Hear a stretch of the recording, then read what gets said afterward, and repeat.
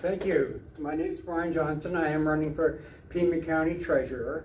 And one of the reasons I am running for this office is, like District 4, it's been Republican forever, okay? And over these years, what's happened to the Treasurer's office is it's dwindled down to nothing more than literally 25 employees.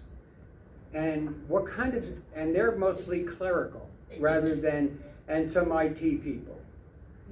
And what has happened is we've lost any sense of what the treasurer actually does, because you rarely ever hear anything about the treasurer's office or what they're actually doing. And because there's no accessibility there, most of those folks are in clerical positions.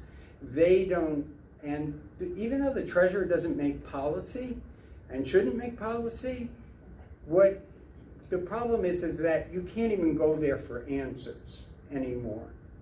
Now, I know this because for the last 3 years, I served as a hearing officer on the State Board of Equalization. So if you had a problem with your valuation or for your property taxes, then I might have heard your complaint. I might have heard your issues. And what I've heard out of a lot of folks who did come and appeal was frustration.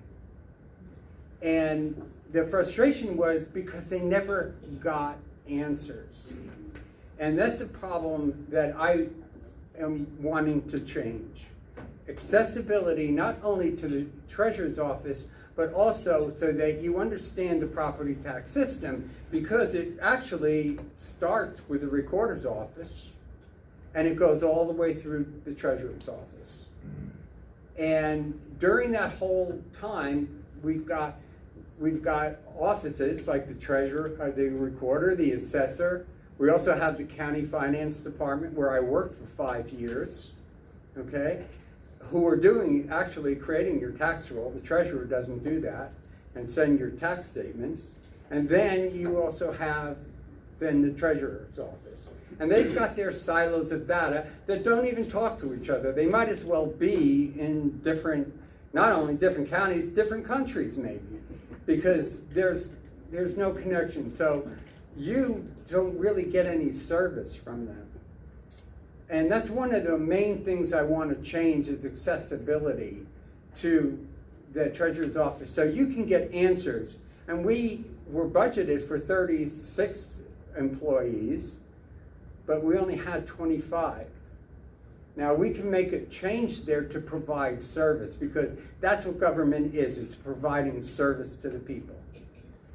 Now, one of my other main platforms besides accessibility is like Vanessa was just saying, the Prosperity Initiative. Many of you probably don't realize, because you don't hear much about the treasurer, you pay, the property taxes come in basically twice a year, in October and April. And what happens then is that money just doesn't sit there. We actually make short-term investments with that money. Right now, most of that money is going to Phoenix. It's going to the state treasurer's office with local government investment pools. And they're investing in what they feel that they want to invest in, which is not Pima County. I can guarantee you that. And some of the other investments that they make are just, they look, oh, wow, we do good, we get a good yield. But what are they yielding? The amount of actual dollars and cents isn't going to be enough to offset your property taxes, to lower them. So why don't we invest in our prosperity? Why don't we invest in that Prosperity Initiative?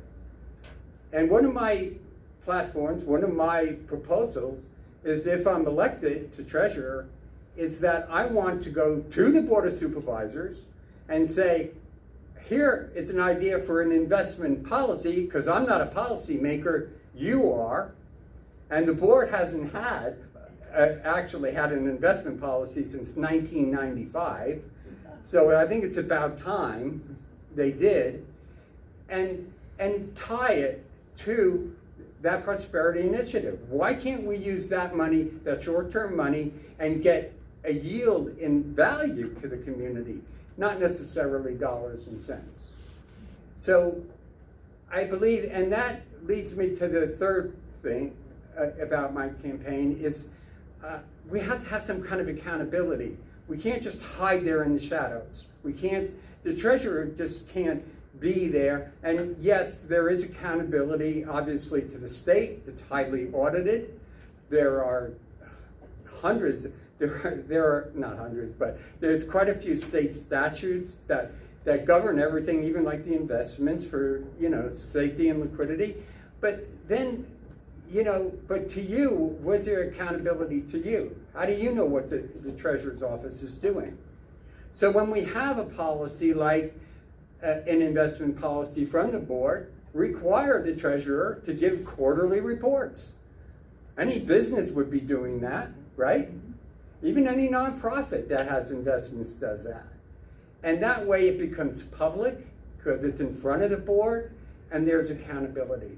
So those three things, the accessibility to the office, investing in our prosperity, and accountability are the main areas of my platform. So with that, I guess I will hand it over. Thank you.